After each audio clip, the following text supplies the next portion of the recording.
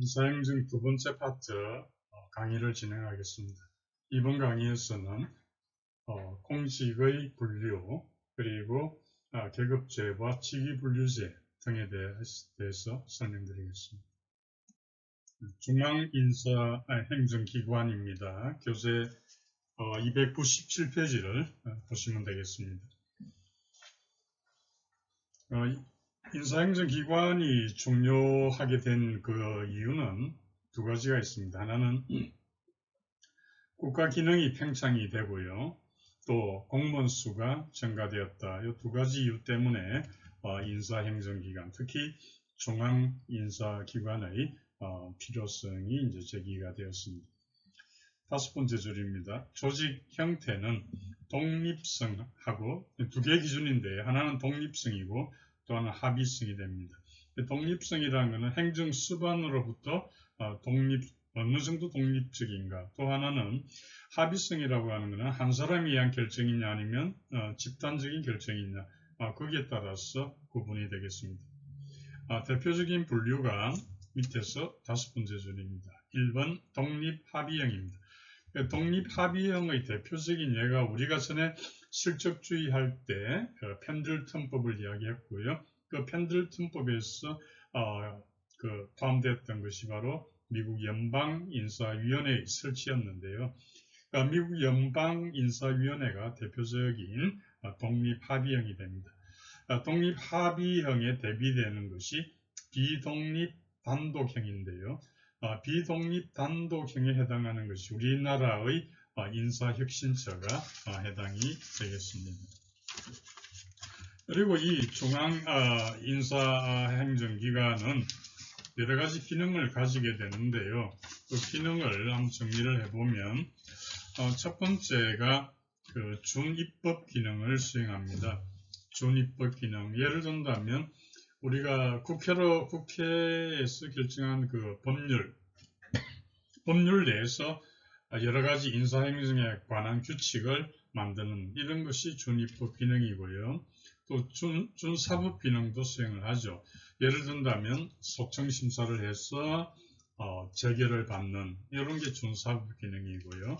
또 집행 기능도 가집니다. 뭐 임용, 승진, 훈련 등에 대한 기능이고요. 그리고 기획 기능입니다. 인력 계획을 수립하는 이런 게 해당이 되겠습니다. 이러한 인사기관인데요. 우리나라 법적으로는 어떻게 되어 있는가 하면 중앙인사관장기관 이렇게 용어가 있습니다. 중앙인사관장기관 밑줄 긋고 별표 둘 하시고요. 이 부분에서는 출제가 좀 빈번하게 되는 이유가 있습니다. 제가 설명을 드릴게요. 뭐냐면 감사원 사무총장 요것 때문에 출제가 됩니다.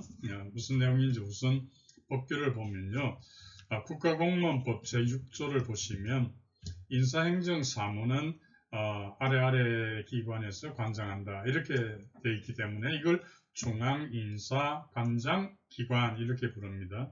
그래서 예를 제시를 하고 있는데요. 국회는 사무총장, 그 다음에 법원은 법원행정처장, 헌법재판소는 헌법재판소 사무처장, 행정부는 인사혁신처장 이렇게 되어 있거든요. 그런데 감사원 사무총장은 이것은 해당이 없습니다. 왜냐하면 감사원은 어디 소속입니까? 행정부 소속입니다. 따라서 행정부는 전부 다 인사혁신처장이 관장하죠. 따라서 지문 중에 감사원 사무총장을 중앙인사관장기관에 넣는 지문이 나오면 틀린 지문이다. 이렇게 답을 하셔야 된다는 이야기가 되겠습니다. 그래서 298페이지 밑에서 한 8번째 줄 2번 우리나라의 중앙인사기관에서 쭉 설명을 돼 있는데요. 중요한 것은 아니지만 오른쪽 299페이지 위에서 네 번째 줄에 2004년도에 중앙행정자치부의 인사 관련 기능이 중앙인사위원회, 그 있을 것이죠. 중앙인사위원회로 일원화되었는데 이게 2004년이다. 요 정도는 기억하시면 되겠습니다. 현재는 인사혁신처가 행정부의 그런 담당 기구가 되겠습니다. 자, 이제 301페이지로 넘어가도록 하겠습니다. 자, 여기서부터는 공직의 분류에 대한 것이죠. 네, 공직의 분류는 필히 출제가 되고 있다. 한 문제는 출제되고 있다. 그래서 잘 기억을 하셔야 되겠습니다. 자, 1번 화면에 보시면 1번 경력직입니다. 경력직하고 특수경력직으로 구분을 하죠. 그 구분의 근거는 뭘까요? 302페이지 맨 첫 번째 줄입니다. 공무원은 신분 보장의 정도에 따라서 경력직하고 특수경력직이다. 그래서 경력직은 다시 경일특, 경에 동그라미 치시고 그 다음에 일반직의 일의 동그라미, 특정직의 특의 동그라미, 경일특 이렇게 기억하면 되겠습니다. 경일특입니다. 그래서 우선 이야기하면 특경력직은 경일특, 그 다음에 특수경력직은 특정별, 특수경력직은 정무직하고 별정직 이렇게 구분됩니다. 한번 해볼게요. 경일특, 특정별 이렇게 구분을 하고요. 여기에 각각 어떤 게 해당하는가를 잘 기억을 하셔야 됩니다. 제가 필요한 부분은 예시를 제가 드릴 테니까 제가 말씀드리는 그 예시되는 것은 꼭 기억을 하시기 바랍니다. 자, 우선에요. 그 내용을 먼저 알아보도록 할게요. 그래서 경력직은 다시 일반직하고 특정직인데, 그래서 일반직 공무원이 있고 특정직 공무원이 있다. 그 다음에요. 그 다음 파라그래프입니다.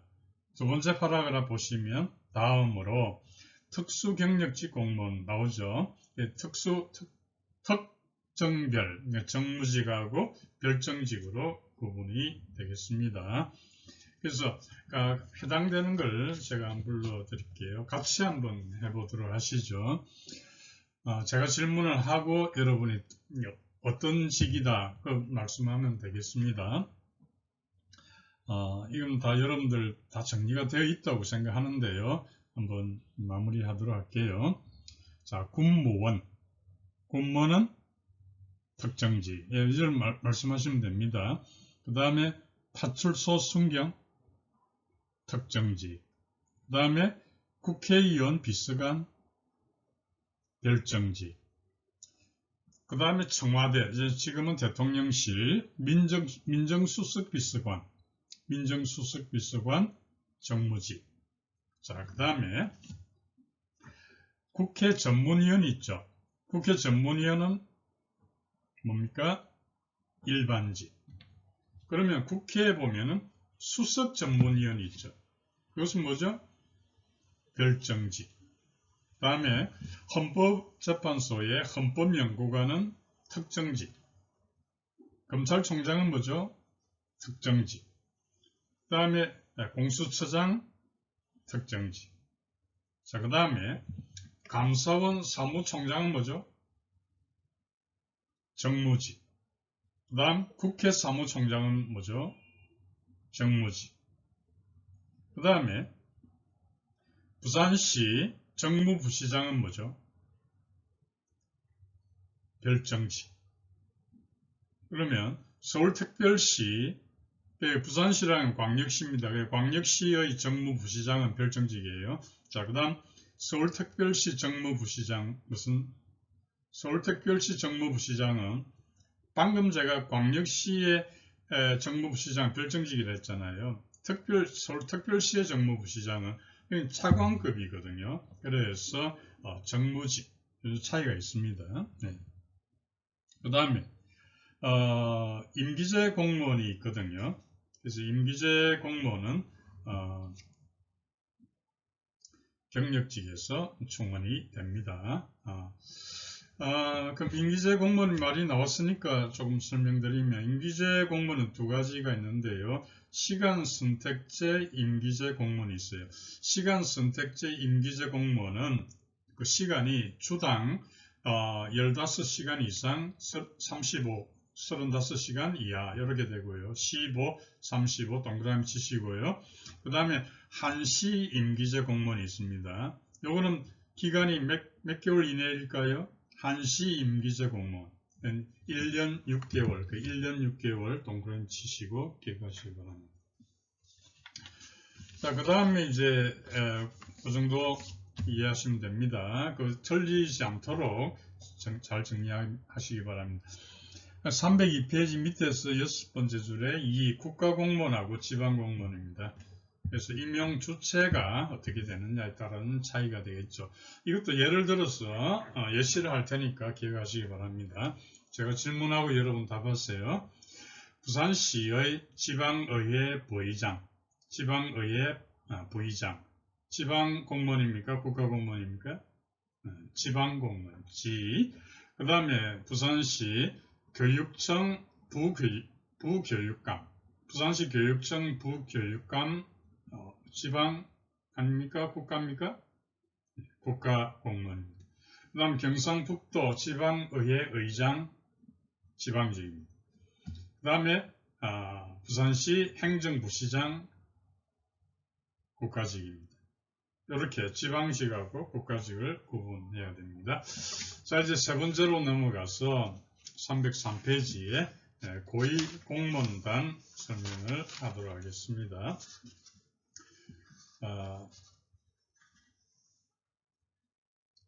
그리고 하나 참고로 이야기하면 국가직 공무원하고 지방직 공무원하고 인원수가 많은 것이 어느 것이죠? 국가직이 맞나요? 지방직이 맞나요? 이건 개별 지문으로 출제될 수가 있는 겁니다. 많은 것은 국가직입니다. 국가직이 지방직보다 그 수가 많습니다. 예, 기억하시고요. 자, 고위공무원단 살펴보도록 하겠습니다. 고위공무원단에서 이것은 노무현 정부 때 도입을 했습니다. 김대중 정부가 아니고요. 2006년에 노무현 정부에서 도입을 했습니다. 그래서 이 고위공무원단에서 중요한 것은 수험적으로 볼 때 2008년도에 도입을 했습니다. 고위공무원 노무현 정부 2008년도에 도입을 했고요. 그래서 중요한 것은 그 충원하는 방식이 됩니다. 자, 303페이지 밑에서 세 번째 줄 보겠습니다. 고위공무원단은 해서 거기 적격자를 충원한다. 그리고 구분하고 있다까지 밑줄 것이고 별표 3개 하시죠. 밑에서 세 번째 줄부터 맨 밑에 줄까지 밑줄 것이고 별표 3개입니다. 이게 왜 중요한가 하면요. 고위공무원단의 충원에 있어서는 여러분들은 그 개방형 지위라는 게 있습니다. 그 밑에서 두 번째 줄에 있죠. 개방형 지위가 있고요. 그 밑에 줄에 있는 공모직위가 있는데 이 차이가 대단히 중요하다는 거예요. 왜냐하면 개방형 직위가 20%를 충원하고요. 공모직위가 30% 충원을 하는데 보세요. 개방형 직위는 그 사유가 어떤 사유인가 하면 전문성이 1번 전문성이 특히 요구되는 경우하고 그 다음에 효율적인 정책을 수립할 효율적인 정책 수립이 필요한 경우 이 두 가지에 해당될 때 개방형 직위로 뽑습니다. 그러면 공모직위는 뭐냐 하면 이 두 가지 중에 1번이 없는 거예요. 전문성이 특히 요구되는 이게 없습니다. 공모직위는 두 번째 거 효율적인 정책 수립이 필요할 경우 그 차이가 있기 때문에 이게 출제가 되는 거예요. 다시 한번 정리하면 공모지기에는 전문성이 특히 요구된다는 항목이 없다는 거 유념하시기 바랍니다. 그 다음에 또 여러분이 기억해야 될 게 지문 중에 고위공무원단의 경우에 이 고위공무원단이 옛날에 1급하고 2급이었어요. 옛날에 1급은 실장이고 2급은 국장이었는데 이게 없어지면서 고위공무원단으로 들어오게 된 거예요. 그런데 지문에 어떻게 나오는가 하면 그래서 1급은 1급에 해당하는 게 지금 고위공무원단 가급이고요. 국장에 해당하는 게 고위공무원단 나급이 됩니다. 그러니까 가급은 1급, 나급은 2급 이렇게 이해하시면 되는데요. 출제되는 지문에 어떤 게 되는가 하면 지방공무원에는 이 지방공무원에도 고위공무원단이 되고 있다. 지문이 맞다 틀리다. 어떻습니까? 고위공무원단이 지방공무원에도 도입되고 있다. 이런 지문은 틀렸다 이렇게 되는 거예요. 왜 그런가 하면 지방자치단체에 근무하는 국가직 공무원에게는 적용됩니다. 지방자치단체에 근무하는 국가직 공무원에는 고위공무원단이 포함되어 예를 들어서 부지사라든지 혹은 기획실장이라든지 됩니다. 이 사람들은 뭐냐? 예를 들어 충청남도 부지사 이렇게 했을 경우에 이 사람들은 국가직 공무원이기 때문에 그 고위공무원단에 포함되는 거 아시겠죠? 그래서 이런 지문에서 까다롭게 나올 수 있으니까 잘 기억을 하면 좋겠습니다.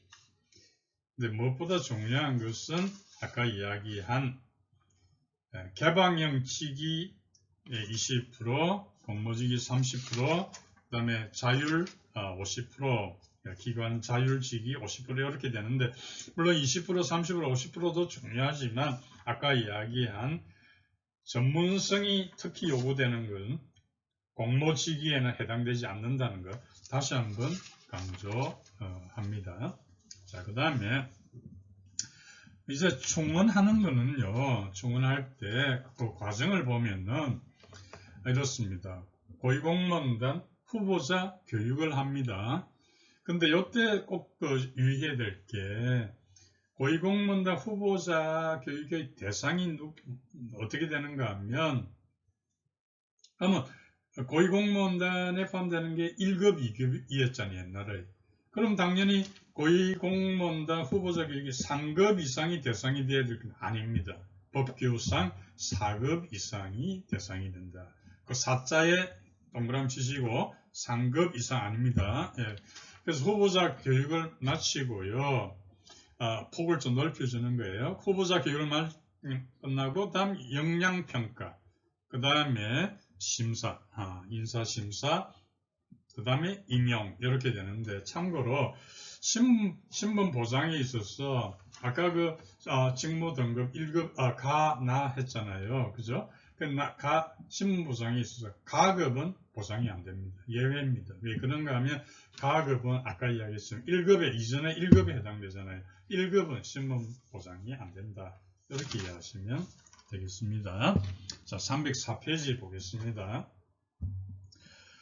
여러분들이 지금 교재를 가지고 같이 여러분들 공부를 하면 참 더 좋을 것 같은데 좀 힘들더라도 보세요. 자, 304페이지에 그 6번째 줄에 이인사관리가 있는데 이 수치를 여러분 기억해야 됩니다. 거기 보면은 그 성과 연봉이 있는데요. 성과 연봉이 18% 기억하셔야 돼요. 동그라미 치셔야 되고 그 다음에 12% 달라요. 그 다음에 8% 이렇게 됩니다. 요 동그라미를 친 부분은 다 기억을 해야 되는 거예요. 무슨 말인가 하면 그 파라그раф의 6번째 줄 성과에 따라 성과 연봉을 지급을 받는데 성과 연봉 지급액은요.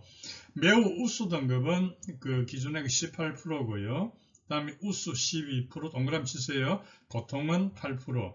그 다음에 그 나머지는 안 주고 이런 식으로 되는 거예요. 그리고 고위공무원단은 이런 성과연봉제에 있어서 그 일부 별정직은 제외한다. 밑줄 그으시고요. 일부 별정직은 제외합니다. 요거 중요합니다. 일부 별정직은 제외하면 모든 고위공무원단에 대해서 다 직무성과급 연봉제 안 한다 이 말이에요. 하는 건 아니다 말이에요. 그게 뭔가 하면 대통령 경호처의 대통령 경호처 안에 고위공무원단에 속하는 별정직이 있거든요. 그러한 별정직은 호봉제를 씁니다. 이것도 꼭 기억을 해야 됩니다. 그 다음에요. 그 다음 이어서 봅니다. 적격심사 나오죠. 이게 밑에서 한 10번째 줄 봅니다. 적격심사 밑줄 긋고 별표 3개 하세요. 이건 수치를 다 정확히 기억해야 됩니다. 적격심사. 이것은요, 어떤 경우에 적격심사를 받게 되는가. 그리고 요 적격심사를 요구받은 사람 있잖아요. 이 사람들은 직위해제가 가능합니다. 요 밑줄 긋고 별표 둘입니다. 적격심사를 요구받은 사람들에 대해서는 직위해제가 가능하다. 직권면제가 아닙니다. 직권면제가 아니고 직위해제가 가능하다. 다시 한번 이야기합니다.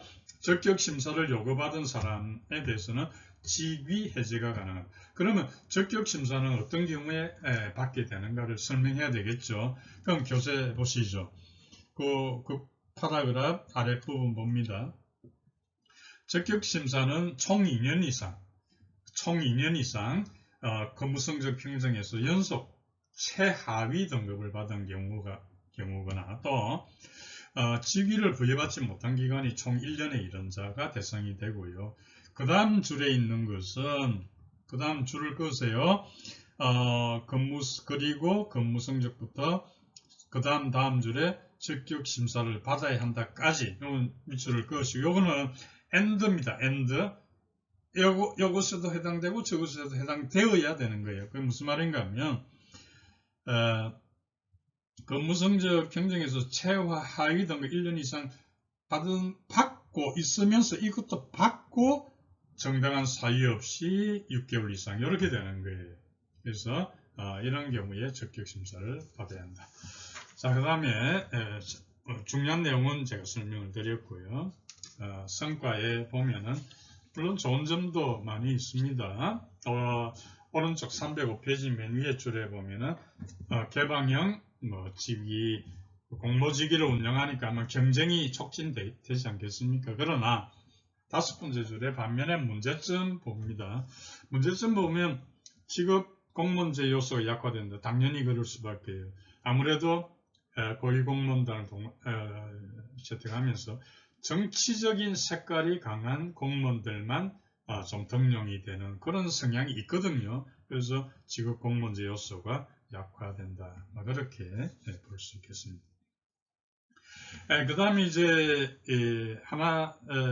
2번에 보면 밑에서 한 8번째 인사체계 유형에 들어가기 전에요.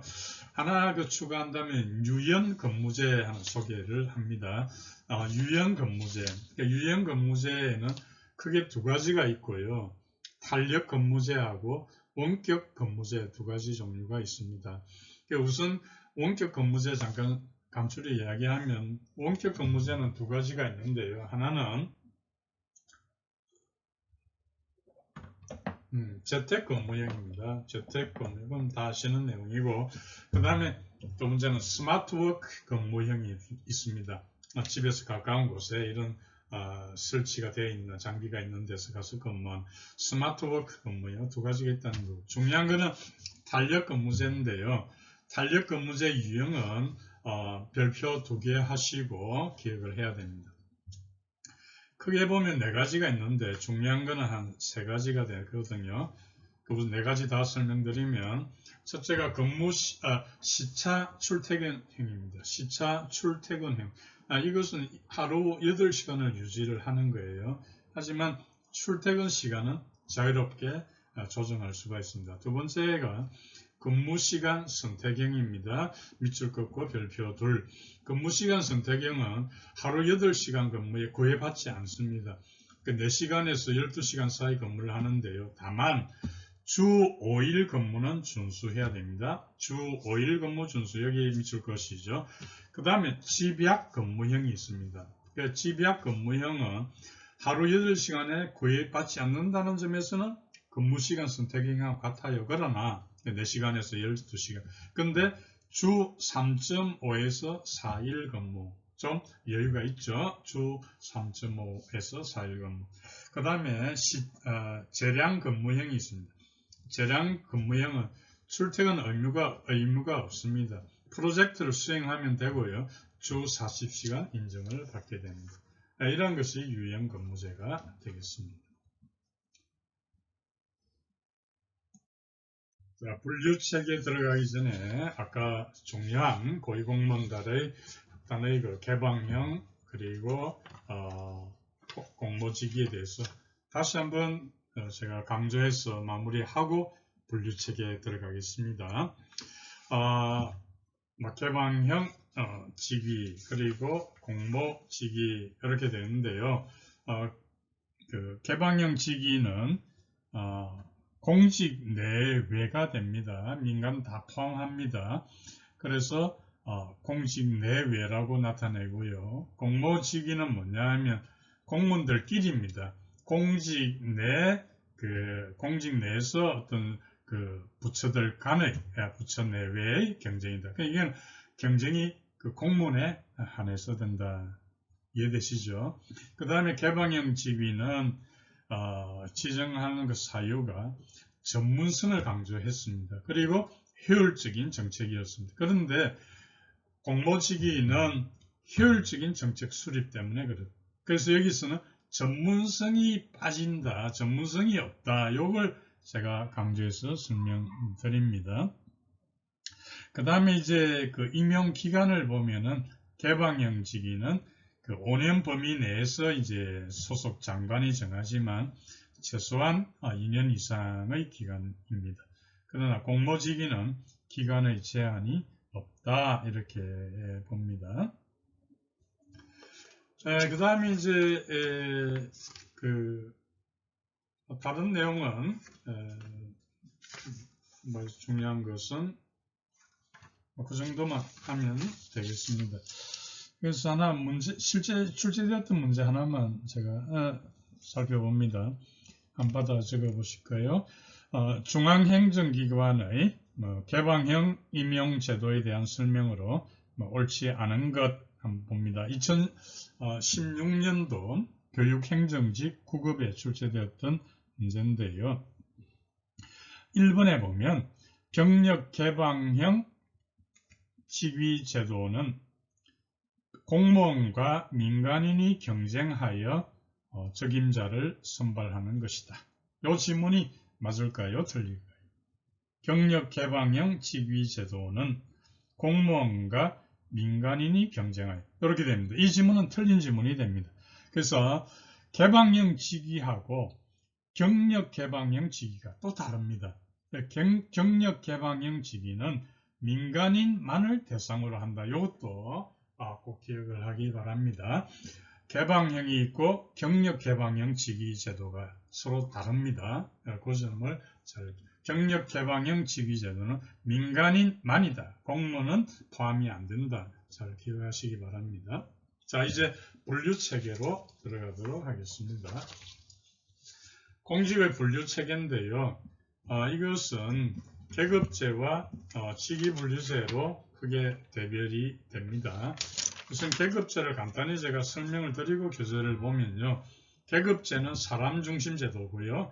직위분류제는 직무 중심 제도다. 이렇게 보고 그래서 계급제는 일반 행정가를 지향하고요. 직위분류제는 어떤 전문 행정가를 지향한다. 이렇게 이해를 하시면 되겠습니다. 그리고 계급제를 택하는 국가들이 폐쇄행이 많은데요. 그러나 계급제를 취하는 국가라고 해서 반드시 폐쇄행을 취하는 것은 아니다. 이건 공무원 시험에 자주 출제되는 지문입니다. 계급제를 취하는 국가는 폐쇄행을 많이 하지만 반드시 폐쇄행을 택하는 것은 아니다. 이렇게 이해를 하셔야 되겠습니다. 그래서 교재를 이제 보도록 할게요. 307페이지입니다.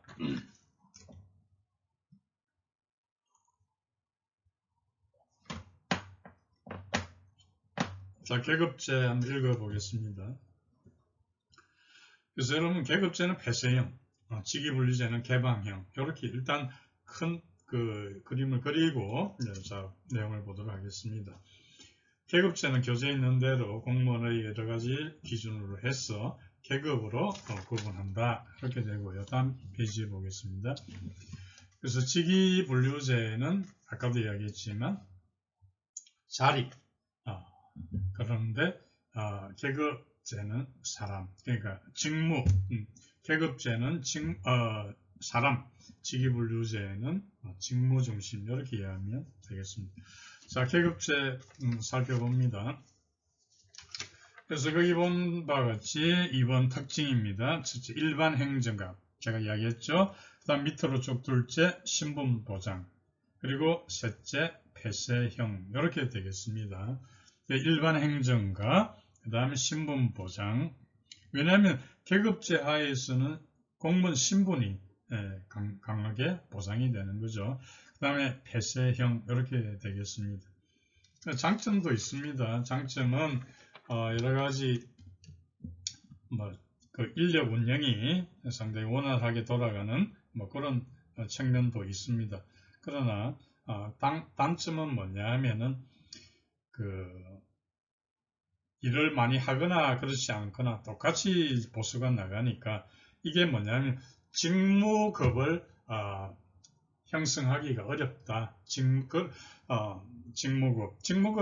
직무급이라는 게 동일 근무에 동일 보수, 이런 내용이, 이런 게 확립되기 어려운 게 계급제다. 그리고 계급제라고 하는 것은 아까도 이야기했지만 장기적인 발전을 중시하는 거예요. 장기적인 발전을 중시. 거기에 비해서 직위분류제는 단기적인 합리성을 중시하는 이런 차이를 가지고 있습니다. 정리하면 계급제는 폭넓은 인사 이동이 가능하다. 근데 나중에 보겠지만 직위분류제는 폭넓은 인사 이동이 안 됩니다. 그 직위에 맞는 사람이 한정이 되어 있을 거 아니에요. 그 직위분류제는 직렬별 승진을 하게 됩니다. 그렇기 때문에 폭넓은 인사 이동이 곤란하다, 이렇게 볼 수 있습니다. 자, 그러면 이제 직위분류제로 넘어갑니다. 309페이지에 봅니다. 그 직위분류제는 별표 3개 합니다. 밑줄 긋고 별표 3개요. 그래서 이것도 꼭 출제가 되는, 한 문제 이상 꼭 출제가 되는 그런 부분이다, 이렇게 봅니다. 자, 그래서 직위분류제의 여러 가지 요소들에 대한 명확한 그 정의를 잘 기억해야 돼요. 309페이지 아랫부분 2번 요소 개념이 되겠습니다. 자, 같이 한번 살펴봅니다. 직위입니다. 이거는 자리에 해당하는 거죠. 자리다, 이렇게 이해하면 됩니다. 읽어보겠습니다. 한 사람의 공무원이 수행하는 직무와 책임이다. 그 자리를 말하는 거다. 그 다음에 두 번째 이제 직급이 있습니다. 직급. 직급이라고 하는 것은, 그래서 이게 뭐냐 하면 여러분들 행정구급 있죠. 이게 직급입니다. 또 세무구급 있죠. 이런 게 다 직급입니다. 근데 이 직급은요, 그 위에 가에 직위 있잖아요. 직위를 모아둔 것이 직급이 됩니다. 그러니까 여러분 암기를 하실 때 위급, 이렇게 암기하시면 됩니다. 위가 모여서 급이 되는 거예요. 위급. 직위의 직위, 그 다음 직급, 위급, 이렇게. 그러니까 직급은 직위의 군이다. 직위의 군이다. 이렇게 이해를 하면 되겠습니다. 그래서 직급은요, 예를 들어 동일한 직급이다. 그러면 각종 시험이라든지 보수라든지 뭐 임용 자격이라든지 이런 데 있어서 동일한 취급을 받게 되는 거예요. 이런 게 직급이 됩니다. 그래서 교재를 읽어보면 직위가 내포하는 직무의 종류와 책임도, 그 다음에 곤란도가 유사한 직위의 군, 그 밑줄 것이죠. 직위의 군이고, 직급은 이것도 밑줄 것입니다. 임용, 자격, 시험, 보수 등에 있어서 동일하게 취급된다. 그래서 시험에 나오는 그 지문 중에 임용, 자격, 시험, 보수 등에 있어서 동일하게 취급되는 것은 뭐다? 이렇게 물어보기도 합니다. 잘 기억하시고요. 그 다음 세 번째가 직렬입니다. 직렬은 뭐냐면요. 이건 직급의 군입니다. 그러니까 이 위에 있는 직급이 모아져서 직렬되네요. 그러면 여러분 이렇게 기억하면 돼요. 위급열, 이렇게. 그러니까 위급열 됩니다. 자, 그래서 직렬이라고 하는 것은 여러분들 뭐 행정직렬 들어보셨죠? 또 세무직렬 이렇게 들어보셨죠? 또는 검찰직렬 이런 게 다 직렬이 됩니다. 그 직렬은 직급의 군이다. 그래서 직렬이라고 하는 것은 밑에서 두 번째 줄 밑줄 긋습니다. 직렬이란 직무의 종류는 유사하지만 곤란도 책임도가 상이한 직급의 군, 직급의 군 여기까지 밑줄 긋고 정확히 기억해야 됩니다. 그래서 직무의 종류는 유사합니다. 그러나 곤란도나 책임도가 다른 직급의 군이다.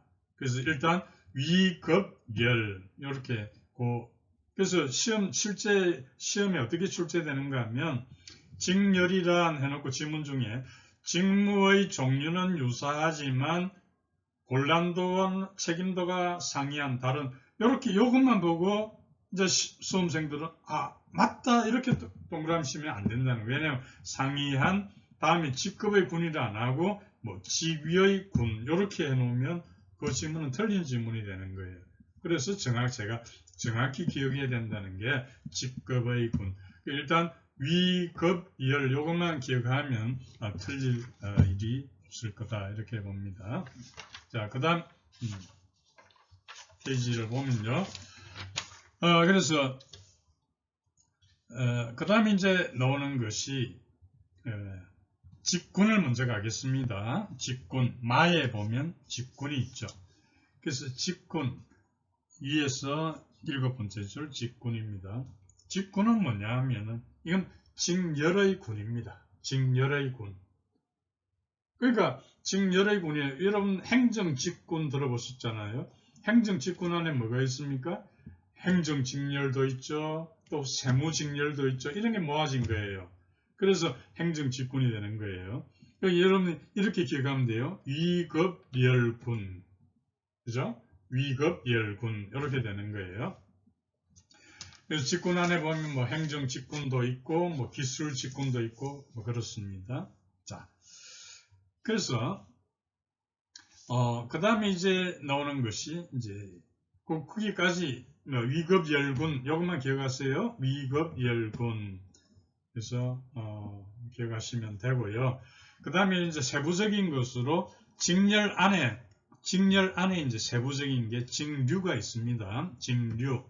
그래서 직류라는 것은 요 직렬 안에서 좀 유사한 것끼리 모은 것, 이게 이제 직류가 된다. 요거는 예를 들어서 행정 직렬 안에 보면 뭐 법무행정도 있고 또는 국제통상 이런 게 다 직류에 해당이 되는 거예요. 이렇게 기억하면 됩니다. 자, 그러면 정리가 됐죠. 자, 위에 여러분 뭐 그림을 한번 그려보시죠. 직위 딱 적으시죠. 그 다음에 화살표 밑으로 직급. 아까 위급 했잖아요. 화살표. 그 다음에 직급 화살표 직렬 하세요. 위급 열 화살표. 그러면 직렬이 됐잖아요. 그 다음에 직렬에다가 왼쪽 편에 직류라고 적으세요. 동그라미 직류. 그 다음에 직류에서 화살표 해서 직류까지 가도록. 그 다음에 이건 수평적인 거다. 이는 수평적. 그 다음에 직렬 오른쪽에 동그라미로 직군 적어보세요. 그리고 직렬과 직군 사이에 화살표 그었어. 그러니까 이게 이제 위급, 위열까지는 수직적으로, 그 다음에 직류, 직렬, 직구는 화살표를 옆으로, 그러니까 수평적으로 이렇게 그으시면 되겠습니다. 자, 그 다음에 이제 등급이 이제 설명이 돼야 되는데요. 그 등급이라고 하는 것은 뭐냐면 종류는 다르지만 곤란도, 책임도가 유사하다. 그래서 동일한 보수를 지급할 수 있다. 이 등급입니다. 예를 든다면 9급 서기보가 해당이 되는 거예요.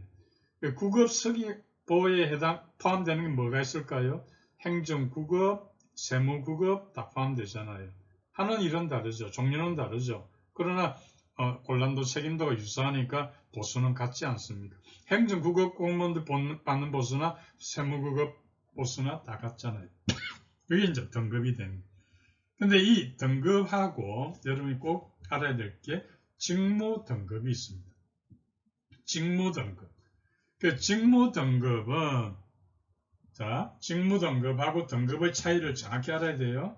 직무 등급은 뭐냐면 곤란도와 책임도가 유사합니다. 곤란도와 책임도.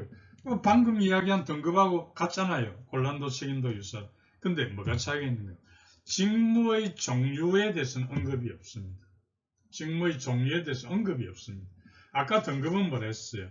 직무의 종류는 다르지만 이런 언급이 있었잖아요. 그 직무 등급은 직무의 종류에 대한 언급이 없다는 게 차이가 있는 거예요. 정리를 하면 이렇습니다. 직무 등급하고 등급을 놓고 보면 직무의 종류에 있어서는 직무의 등급은 언급이 없다. 근데 등급은 뭡니까? 직무의 종류는 다르다. 이렇게 언급되어 있잖아요. 여기 차이가 있고요. 그 다음에 직무의 곤란 책임도는 직무 등급은 유사하다 했고 등급도 유사하다 했고 이거는 같아요. 이런 차이점을 기억합니다.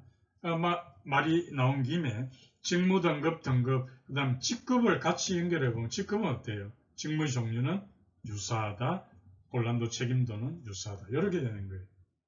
그러니까 여러분 표를 만들어 놓으면 더 낫죠. 세 가지로 직무 등급, 그다음에 등급, 직급, 그 다음에 밑으로는 직무의 종류, 그 다음에 곤란도, 책임도. 이걸로 구분하면 6개 칸이 만들어지잖아요. 그죠? 그렇게 해서 직무 등급은 직무의 종류에 가입표 없다. 언급 자체가 없다. 그 다음에 등급은 직무의 종류 다르다. 직급은 유사하다. 곤란도, 책임도에 있어서는 다 유사하다. 이렇게 되는 겁니다. 이 정도 하면 기기물질의 요소에 대한 이해는 할 수 있을 것 같습니다. 자, 그 다음에 화면에 보면 이제 수립 절차가 나오는데요. 수립 절차는 그대로 암기하세요. 준에 동그라미 치시고요. 그 다음에 직무조사의 직에 동그라미, 직무조사, 그 다음에 직무분석, 직조, 직분, 그 다음에 직평 동그라미 치시고요. 그 다음에 직급 명예 동그라미 치시고 정급에 정의 동그라미 치시고 이렇게 하면 그 수립 절차를 이해하시면 돼요. 다시 한번요. 준, 직조, 직분, 직평, 그 다음에 명, 그 다음에 정 이런 절차를 밟게 되거든요. 같이 한번 살펴봅니다. 준비 단계입니다. 311페이지.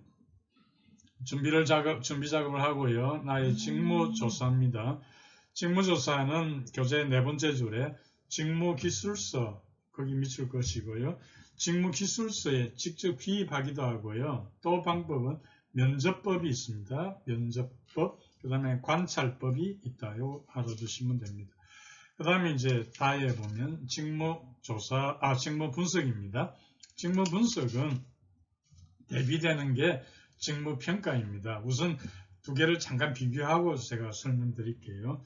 직무분석은 직무의 성질과 분류에 따른 분류입니다. 직무의 성질과 분류에 따른 분류로서 직무분석에서는 직렬하고 직군을 분류하게 됩니다. 직렬하고 직군요. 근데 직무평가는 직무의 난이도에 따라서 분류하고요. 그래서 직급하고 등급을 분류하게 됩니다. 자, 교재를 봅니다. 직무 분석은 직렬과 직군 형성하는 분류 작업이다 해서 세 번째 줄에 수직적 분류고요. 그래서 직무 분석의 절차는 그 밑에 있습니다. 예비 작업 그리고 본 작업으로 되고요. 이제 직무 평가를 보면 라이 밑에서 세 번째 줄에 직무 평가입니다. 이거는 아까 직무의 난이도에 따라서 직급하고 등급. 그래서 이거는 수평적인 분류가 되겠습니다. 앞에서 말한 직무 분석은 수직적, 직무 평가는 수평적 분류 구조. 이렇게 이해하면 되겠습니다. 다음 페이지 넘깁니다. 이제 직무 평가의 방법인데요. 방법에는 여러 가지 방법들이 있습니다. 우선 계량적 방법, 그러니까 수치적인 방법, 계량적 방법과 비계량적 방법이 있는데 그거부터 아셔야 됩니다. 서열법하고 분류법은 비계량적 방법입니다. 그 다음에 점수법하고 요소비교법은 계량적 방법이다. 그래서 요거를 이해를 하시면 되겠고요. 그래서 이 중에서 가장 발전된 방법은 요소비교법이다. 이렇게 이해를 하시면 됩니다. 그래서 서열법부터 간단히 살펴봅니다. 312페이지에 가 서열법입니다. 서열법은 가장 간단한 방법입니다. 직위 간의 서열을 정하는 거고요. 가장 간단하고요. 나해본 분류법입니다. 분류법은 사전에 등급 기준표를 만들어 놓고 그 각 직위를 그 기준표에 따라서 배치를 하는 그런 방법이 됩니다. 밑에 네 번째 줄에 다의 점수법입니다. 이게 계량적 방법이고요. 그래서 각 직무 수행에 필요한 평가 요소, 능력도 있고 환경도 있고 기술도 있겠죠. 그러한 것을 선정해서 이제 점수를 배정하는 방법이 되겠습니다. 그 다음에 나에 보면 오른쪽에 요소 비교법입니다. 요소 비교법은 가장 늦게 고안된 방법인데요. 그 네 번째 줄에 기준 직무 밑줄 것이죠. 기준 직무를 선정하고 그 다음에 평가하고자 하는 직무 밑줄 것이죠. 이 두 개를 비교를 해서 분석하는 방법이 되겠습니다. 그리고 이제 밑으로 오면 밑에서 여섯 번째 줄에 마의 직급 명세서를 작성하고 밑에서 두 번째 줄에 바의 점급이 됩니다. 점급이라고 하는 것은 직급 명세서를 기준으로 해서 실제의 직위들을 직급에 배치하는 그러한 방법이 되겠습니다. 공직의 분류 그리고 계급제와 직위분류제 설명을 해드렸고요.